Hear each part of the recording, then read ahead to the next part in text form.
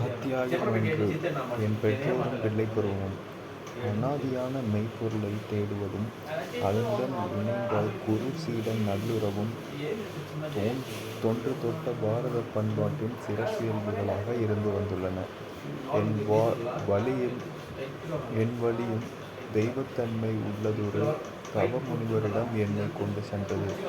அளவு மிகுந்த அவரது வாழ்க்கை பால ஏடுகளில் பொறிக்கப்பட்டுள்ள ஒன்று. பாரதத்தின் உண்மையான செல்வங்களாக கருதப்படுகின்ற ஞானிகளில் அவரும் ஒருவராவார். புராதன எகிப்து, பாபிலோனியா ஆகிய நாடுகளுக்கு ஏற்பட்ட விதி தங்கள் நாட்டுக்கும் ஏற்பட்டு விடாமல் ஒவ்வொரு தலைமுறையிலும் இத்தகைய ஞானிகள் தோன்றி பாதுகாத்து வந்துள்ளனர். என் குழந்தை பருவத்தின் நினைவுகள் கால வரிசைக்கு அப்பாற்பட்ட முற்பிறப்பின் இயல்புகளை தழுவியவனவாக இருக்க காண்கிறேன். இமய பனிச்சாரல்களிடையே ஒரு யோகியாக நான் வாழ்ந்த தொல்கால வாழ்க்கையில் தெளிந்த நினைவுகள் என்னுள் எழுந்தன. கடந்த காலத்தின் இத்தோன்றல்கள் ஏதோ ஒரு வரையறை அற்ற தொடர்பின் மூலமாக வருங்காலத்தை கூட காண உதவின. குழந்தை பருவத்தின் இயலாமையினால் எழுந்த அவமானங்கள் பற்றி இன்னும் எனக்கு ஞாபகம் இருக்கிறது. உணர்ச்சிகளை சுதந்திரமாக வெளிப்படுத்தும் திறமையின்றி இருந்ததையும் நடமாட இயலாதிருந்ததையும் நான் மனக்கசப்புடன் உணர்ந்தேன். என் உடலின் பலவீனத்தை நான் உணர்ந்தபோது பிரார்த்தனை எனும் என்னுள் பொங்கி எழுந்தன. தீவிர உணர்ச்சிகரமான என் வாழ்க்கை பன்மொழி வார்த்தைகளில் என் மனதில் வெளிப்பட்டது. என்னுள் ஏற்பட்ட பன்மொழிகளின் குழப்பத்திற்கிடையே நான் படிப்படியாக என்னுடையவர்களின் வங்காள சொற்களை செவிமடுக்க பழகிக் கொண்டேன். பொம்மைகளுடன் கால் விரல்களுடனுமான விளையாட்டுகள்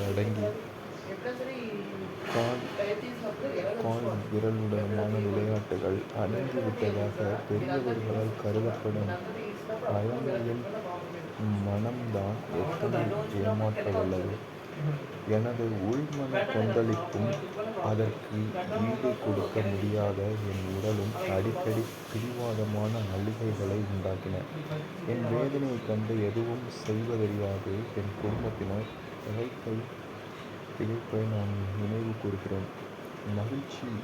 மகிழ்ச்சி நிறைந்த நினைவுகளும் என்னுள் குவிகின்றன. என் தாயின் சீராட்டால் மற்றும் மழலை சொற்களை எதிர்க்கவும் தளிர்நடை பயிலவும் மேற்கொண்ட என் முதல் முயற்சி உடனுக்குடனேயே மறக்கப்படும். இத்தொடக்க வெற்றிகள்தான் தன்னம்பிக்கையின் இயற்கையான அடிப்படையாகும். தொலைதூரம் ஊடுருவும் என் நினைவுகள் தனிப்பட்ட அனுபவம் இல்லை. வாழ்வுக்கும் சாவுக்கும் இடையே ஏற்படும் தீவிர மாறுதல்கள். தங்கள் உள் உணர்வுகளை தடை செய்யா வண்ணம் பாதுகாத்து கொள்ளும் யோகியர்கள் பலர் உண்டென அறிகிறோம். மனிதன் ஒரு உடல் மட்டுமேயானால் அதை இழக்கும் போது அவனே இல்லாதவனாகி விடுகிறான்.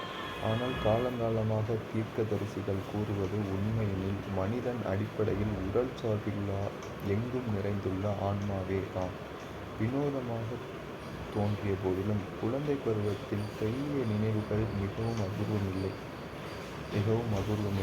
பல நாடுகளில் பிரயாணம் செய்யும் பொழுது உண்மையே பேசும் அநேகர் வாயிலாக அவர்களுடைய குழந்தை பருவத்தின் நினைவுகளை கூட கேட்டறிந்திருக்கிறேன். நான் வடகிழக்கு இந்தியாவில் இமயமலைக்கு அருகில் உள்ள கோரக்பூரில் 1893 ஜனவரி 5 தேதி பிறந்தேன். என் முதல் 8 ஆண்டுகள் அங்கே கழிந்தன.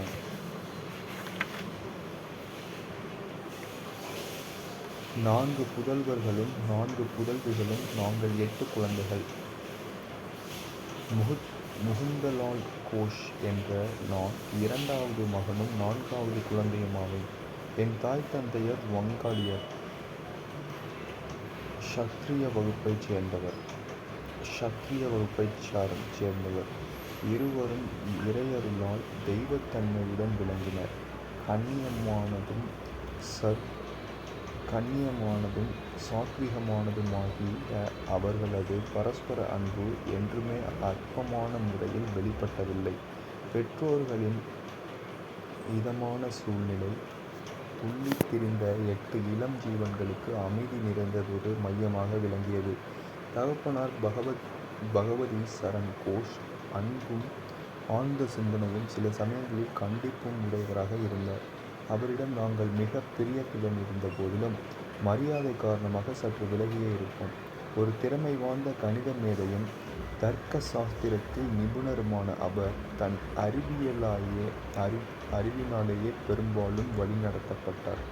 ஆனால் தாயாரோ இதயங்களின் ஓர் அரசியாக இருந்து எங்களுக்கு அன்பின் மூலமாகவே கற்பித்தார்.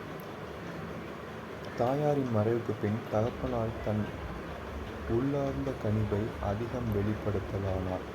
அச்சமயங்களில் அவருடைய பார்வை என் தாயின் பார்வையைப் போன்று மாறி தோற்றமளிப்பதை நான் பல தடவை கண்டிருக்கிறேன். தாயின் முன்னிலையில் ஆரம்ப கால நாட்களில் குழந்தையாகிய நாங்கள் மத சாத்திரங்களுடன் இனிப்பும் கசப்புமாக தொடர்பு கொள்ளலானோம். தாய் மகாபாரதம், இராமாயணம் ஆகியவற்றிலிருந்து பெரும் பொருத்தமான கதைகளை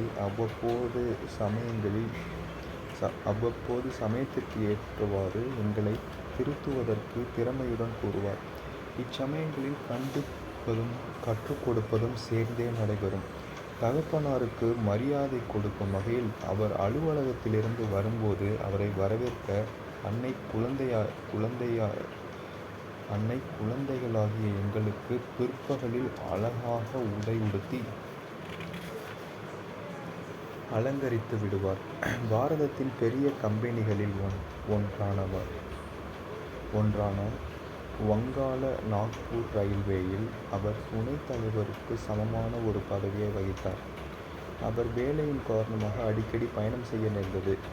என் குழந்தை பருவத்தில் எங்கள் குடும்பம் பல நகரங்களில் வசித்தது. தேவை உள்ளவர்களுக்கு தாராளமாக அள்ளித் தருபவர் அன்னை. தந்தையின் கனிவான குணம் உடையவர்தான்.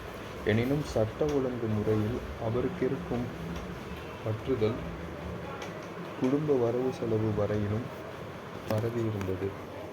ஒரு தடவை அன்னை 2 வாரங்களில் தந்தையின் 1 மாத வருமானத்திற்கும் அதிகமாகவே ஏழைகளுக்கு அன்னமிடுதலில் செலவிட்டு விட்டார். தகப்பனார் நான் கேட்டுக்கொள்வதெல்லாம் நீ உன் தான தர்மங்களை தயவுசெய்து சமாளிக்கக்கூடிய ஒரு வரவறைக்குள் வைத்துக்கொள் என்பதுதான் என்றார். தன் கணவரின் ஒரு சிறு குற்றச்சாட்டு கூட தாய்க்கு வேதனை தந்தது. குழந்தைகளிடம் தன் மனத்தாங்கலை பற்றி எந்த குறிப்பும் காட்டாமல் அவர் ஒரு குதிரை வண்டி கொண்டு வரும்படி கட்டளையிட்டார். நல்லது, நான் என் அன்னையின் வீட்டுக்கு செல்கிறேன் என்றார். காலங்காலமாக கடைபிடிக்கப்படும் ஒரு கடைசி அஸ்திரம். நாங்கள் எல்லோரும் அதிர்ச்சியடைந்து அழுது புலம்பினோம். நல்ல வேளையாக எங்கள் தாய்மாமன் அச்சமயத்தில் வந்து சேர்ந்தார். அவர் சில அனுபவமிக்க அறிவுரைகளை தந்தையின் காதில் முணுமுணுத்தார். அவை பன்னெடுங்காலமாகவே வழக்கத்தில் இருந்து வருபவை என்பதில் ஐயமில்லை. தந்தை சில சமாதான சொற்களை கூறிய பின்னர் அன்னை மகிழ்ச்சியுடன் வண்டியை திருப்பி அனுப்பினார். என் தாய் தந்தையருக்கு இடையே நானறிந்த ஒரே பூசல் இவ்வாறு முடிந்தது. ஆனால் அவர்களுக்கே உரித்தான ஒரு வாக்குவாதம் எனது நினைவுக்கு வருகிறது. கஷ்டத்தினால் நம் வீடு தேடி வந்தவருக்கு ஓர் அபாக்கியவதிக்கு தயவு செய்து ஒரு 10 ரூபாய் கொடுங்களேன். அன்னையின் முறுவலில் அதற்கென உரித்தான தூண்டுதல் இருந்தது. 10 ரூபாய் எதற்கு? 1 ரூபாய் போதுமானது. தகப்பனார் ஒரு தகுந்த காரணத்தையும் சேர்த்து கொண்டார். எனது தந்தையும் அவருடைய பெற்றோர்களும் திடீரென இறந்ததும் எனக்கு முதலாக ஏழ்மையை பற்றிய அனுபவம் ஏற்பட்டது. பல மைல்கள் நடந்து பள்ளி செல்லும் முன் எனது ஒரே வேளை உணவு ஒரு சிறிய வாழைப்பழம்தான். பிறகு நான் பல்கலைக்கழகத்தில் படிப்பை தொடரும் போது எனது அத்தியாவசிய தேவையினால் உந்தப்பட்டு ஒரு செல்வந்தரான நீதிபதியிடம் மாதந்தோறும் எனக்கு ₹1 உதவி செய்யுமாறு முறையிட்டேன். அவர் ₹1 கூட பெரிய தொகைதான் என்று கூறி நிராகரித்து விட்டார். பார்த்தீர்களா, அந்த ரூபாயின் மறுப்பை எவ்வளவு கசப்பாக நினைவு கூர்கிறீர்கள். அன்னையின் இதயம் உடனடியாக வாதிட்டது. அவசரமாக தேவைப்படும் ₹10 மறுக்கப்படுவதை உங்களைப் போலவே இப்பெண்ணும் வேதனையுடன் பிற்காலத்தில் நினைவு கூற வேண்டுமன்றா நீங்கள் விரும்புகிறீர்கள்? உங்களுக்கான வெற்றி, உங்களுக்குத்தான் வெற்றி. காலங்காலமாக வெல்லப்பட்டு வரும் கணவன்மார்களின் முகபாவங்களுடன் அவர் தனது கைப்பையை திறந்தார். இதோ ஒரு ₹10 நோட்டு. இதை எனது நல்வாழ்த்துக்களுடன் அவளுக்கு கொடு.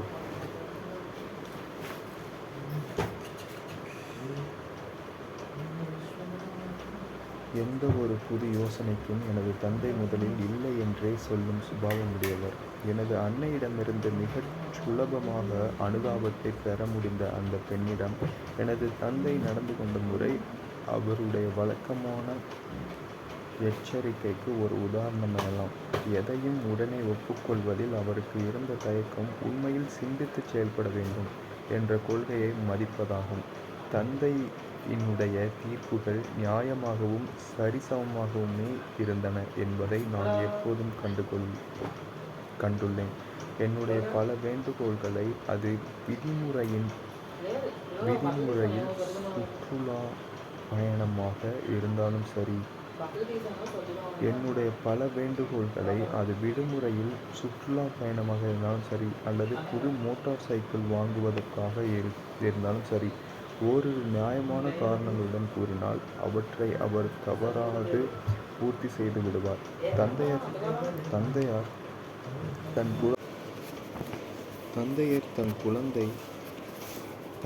தன் குழந்தைகள் சிறு வயதினராக இருந்தபோது அவர்கள் மீது மிகவும் கண்டிப்புடையவராக இருந்தார். ஆனால் தன்னை பற்றி அவரது மனப்பாங்கு மிக தீவிரமான தன்னல மறுப்பே. உதாரணமாக, அவர் சினிமாவிற்கு சென்றதில்லை. பல ஆத்ம சாதனைகளில் ஈடுபடுவதும் பகவத்கீதையை படிப்பதும் தான் அவரது பொழுதுபோக்கு. எல்லா ஆடம்பரங்களையும் துறந்து பழைய காலணிகளை கூட அவை அடியோடு உபயோகமற்று போகிற வரை அணிவார். மோட்டார் கார்கள் பிரசித்தமாக பிறகு அவருடைய புதல்வர்கள் கார்களை வாங்கினார்கள். ஆனால் அவரோ தினமும் அலுவலகத்திற்கு இழுவண்டியிலேயே சென்று வந்தார். அதிகாரத்திற்காக பணம் சேர்ப்பதில் தந்தைக்கு ஆர்வமில்லை. ஒரு தடவை அவர் கல்கத்தா நகர வங்கியை தொடங்கி அதை முறையாக செயல்பட வைத்த பிறகு அதில் எந்த விதமான பங்குகளையும் ஏற்று லாபமடைய மறுத்துவிட்டார். தன் ஓய்வு நேரங்களில் ஒரு பொது கடமையை செய்ய விரும்பினார், அவ்வளவுதான். தந்தையார் வேலையிலிருந்து ஓய்வு பெற்ற பல வருடங்களுக்கு பிறகு வங்காள நாக்பூர் ரயில்வே கம்பெனியின் கணக்கு வழக்குகளை ஆய்வு செய்ய இங்கிலாந்திலிருந்து ஒரு கணக்கர் இந்தியாவுக்கு வந்தார். தந்தையார் வெகு நாட்களுக்கு முன்பே தனக்கு சேர வேண்டிய போனஸ் தொகைகளை பெற விண்ணப்பிக்கவே இல்லை என்பதைக் கண்டு அந்த ஆய்வாளர் பெரும் வியப்புற்றார். அவர் 3 மனிதர்களின் வேலையை செய்திருக்கிறார் என்று அந்த கணக்காளர் கம்பெனி அதிகாரிகளிடம் கூறினார். அவருக்கு கம்பெனியிலிருந்து ₹1,25,000 $41,250 ஈட்டுத் தொகையாக சேர வேண்டியிருந்தது. கம்பெனியின் பொருளாளர் அத்தொகைக்கு எங்கள் தந்தையாருக்கும் ஒரு காசோலை அனுப்பினார். எனது தந்தைக்கு இது ஒரு பெரிய விஷயமாக படவில்லையாதலால்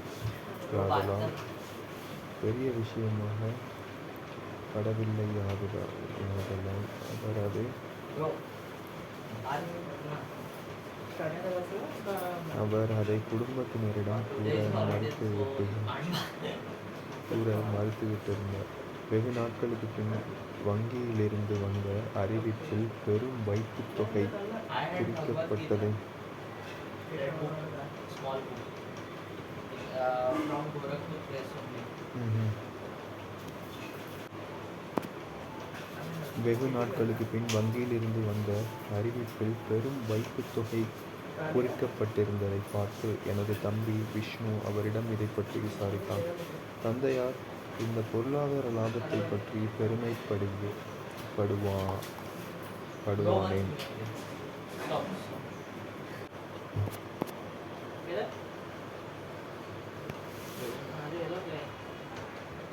Geeta Press, Gorakhpur. Yeah. Gorakhpur.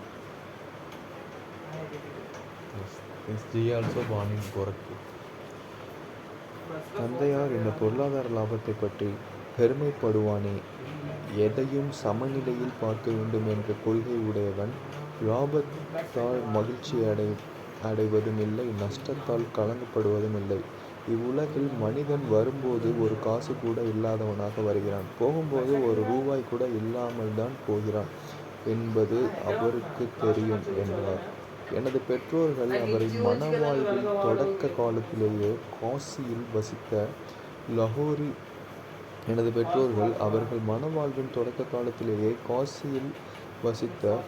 லஹூரி மகாசயர் என்ற பெரிய மகானின் சீடர்களாக ஆனார்கள்.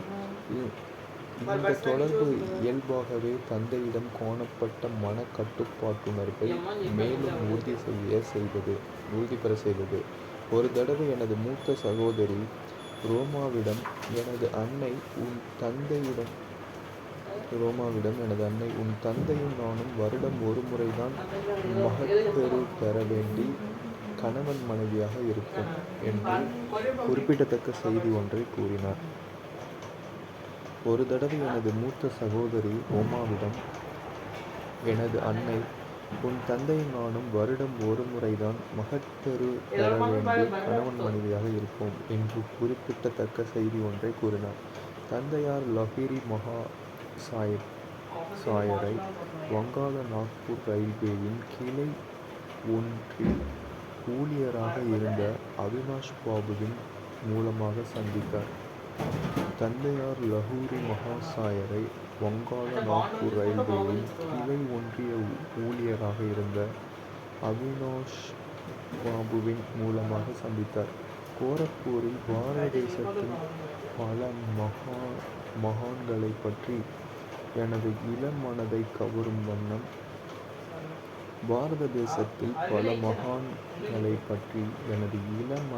கவரும் வண்ணம் அநேக கதைகளை அவினாஷ் பாபு எனக்கு கூறினார். அவர் எப்போதும் தன் குருவின் அருமை பெருமைகளை கூடிய புகழுரையோடுதான் தன் கதைகளை முடித்த வழக்கம்.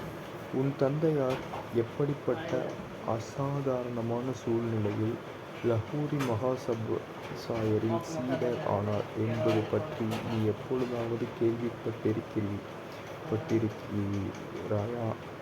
கேள்விப்பட்டிருக்கிறாயா? உன் தந்தையார் எப்படிப்பட்ட அசாதாரணமான சூழ்நிலையில் லஹூரி மகாசாபரின் சீடர் ஆனார் என்பதை பற்றி நீ எப்பொழுதாவது கேள்விப்பட்டிருக்கிறாயா?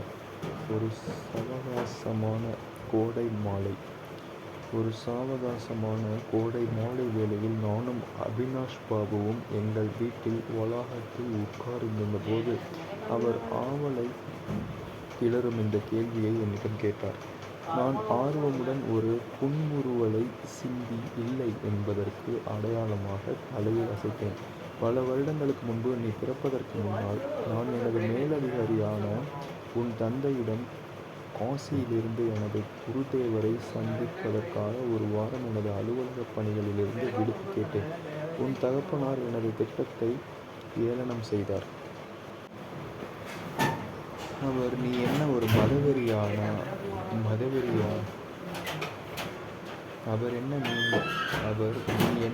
மதவெறியனாகப் போகிறாயா என்று கேட்டுவிட்டு முன்னுக்கு வருவதில் உனக்கு விருப்பம் இருந்தால் உன் அலுவலக பணிகளில் கவனம் செலுத்து என்று கூறிவிட்டார். அன்று நான் வருத்தத்துடன் ஒரு தோப்பு வழியாக வீட்டிற்கு நடந்து வந்தபோது பல்லக்கில் வந்து கொண்டிருந்த உன் தந்தையை சந்தித்தேன். அவர் தன் பல்லக்கை வேலைக்காரர்களின் பல்லக்கையும் வேலைக்காரர்களையும் அனுப்பிவிட்டு என்னுடன் நடக்கத் தொடங்கினார். என்னை சமாதானப்படுத்தும் முறையில்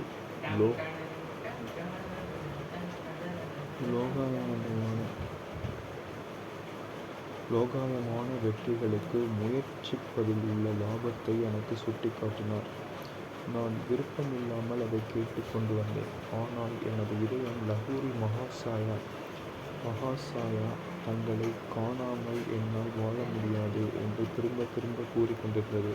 மாலை கதிரவனின் கிரணங்கள் உயரமாக வளர்ந்து கிடந்த கோரைப்பற்களின் அலைவரிசைகளில் மகுடம் சூடிக் கொண்டிருந்த ஒரு அமைதி நிறைந்த வரம்புக்கு எங்கள் பாதை எங்களை விட்டுச் சென்றது. நாங்கள் அதை வியந்தவாறு நினைத்தோம். அங்கு அந்த வயலில் எங்களுக்கு மிக அருகில் எனது மகாகுருவின் உருவம் திடீரென்று தோன்றியது. மாலை கதிரவனின் கிரணங்கள் உயரமாக வளர்ந்து கிடந்த கோரைப்பற்களின் அலைவரிசைகளில் மகுடம் சூட்டி கொண்டிருந்த ஓர் அமைதி நிறைந்த வரம்புக்கு எங்கள் பாதை எங்களை விட்டுச் சென்றது. நாங்கள் அதை வியந்தவாறு நினைத்தோம். அங்கு அந்த வயலில் எங்களுக்கு மிக அருகில் எனது மகாகுருவின் உருவம் திடீரென்று தோன்றியது. பகவதி, நீ உன்னிடம் வேலை செய்பவரிடம் மிக கடுமையாக இருக்கிறாய். அவர் குரல் திகைத்து நின்ற எங்கள் காலில்